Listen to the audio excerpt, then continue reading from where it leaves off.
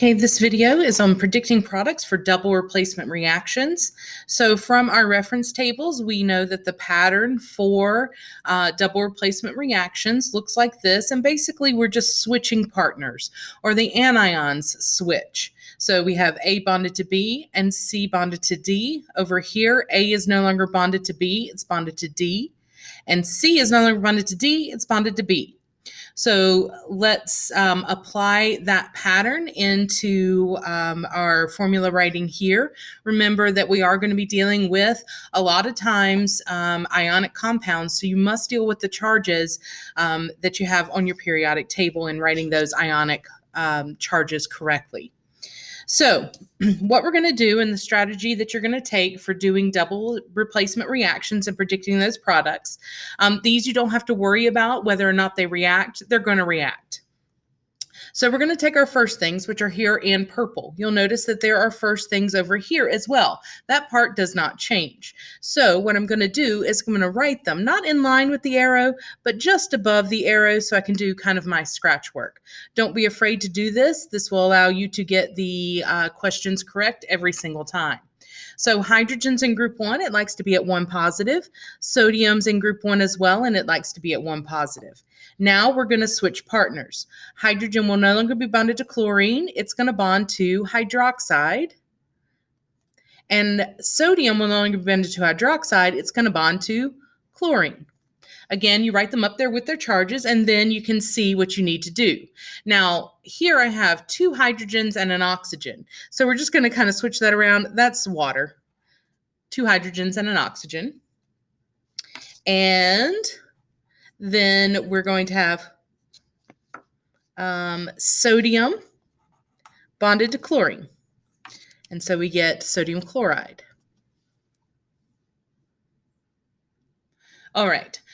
This one comes out already balanced, and so that is the correct reaction. This is double replacement, and specifically, this is an acid-base neutralization reaction.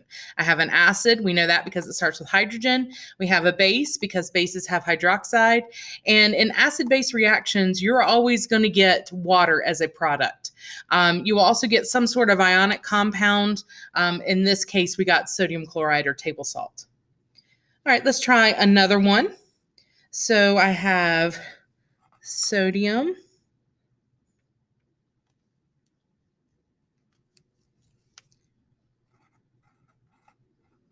sulfate, and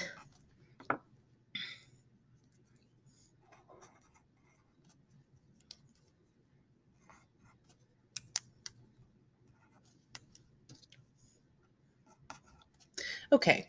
Now, the way I wrote these, the reason this 2 is here is because sodium is bonded to sulfate, and we need to keep that in mind. Sodium is not a diatomic element.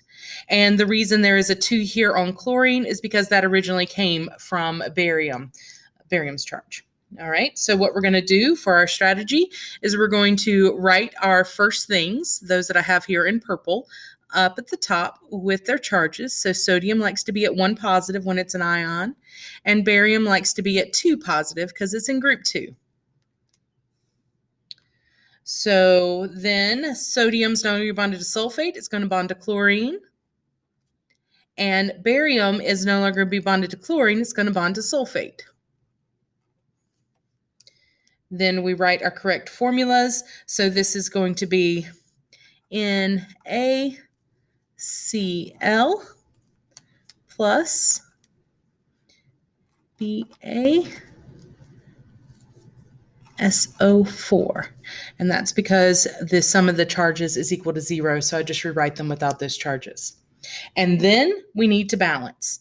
So I've got 2 sodiums and 2 chlorines, only have 1 on this side, so I need a 2 right there. Okay, now I'm going to give you guys a couple to do. So you can, once I write these, you can pause them or pause the video and then try and work the problem. It's a capital K. And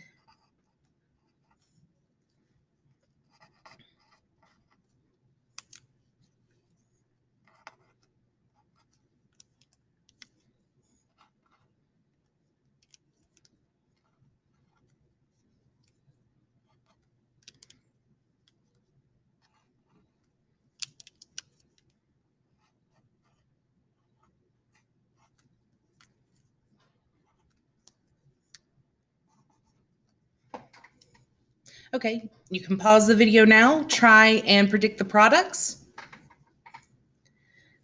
All right, so potassium is going to be in front, silver's still going to be in front, and then they're going to switch partners. Potassium is now going to bond to nitrate, and silver is now going to bond to chlorine. And so I'm going to end up with KNO3 plus AgCl. I check, everything's balanced. So that one is correct. Then this one, I've got K positive, Ca2 positive, because it's in group 2.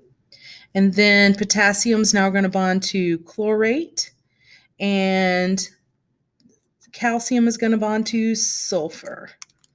And so I'm going to get KClO3 and CaS,